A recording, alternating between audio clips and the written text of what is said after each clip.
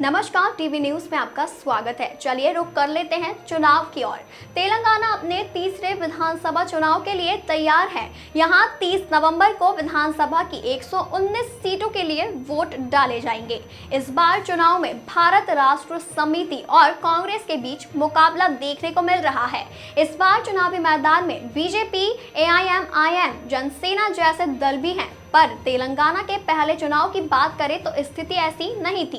2 जून 2014 को तेलंगाना राज्य का गठन हुआ था। राज्य के गठन के बाद 2014 में हुए विधानसभा चुनाव में तेलंगाना राष्ट्र समिति सबसे बड़ी पार्टी के रूप में उभरी थी और उसने राज्य में पहली सरकार का गठन किया था। दूसरे नंबर पर कांग्रेस थी। हम आपको बता रहे हैं पहले चुनाव में किससे मिली थी कितनी सीटें। बता दें कि 2014 में तेलंगाना राष्ट्र समिति ने 63 सीटें जीती थी। कांग्रेस को 21 सीटों पर जीत मिली थी। वहीं तेलुगु देशम पार्टी ने 15 सीटों पर जीत दर्ज की थी। तेलंगाना में हुए पहले विधानसभा चुनाव में AIMIM को 7 सीटों पर कामयाबी मिली थी। भारतीय जनता पार्टी की बात करें तो उसने पहले चुनाव में 5 सीटों पर विजय हासिल की।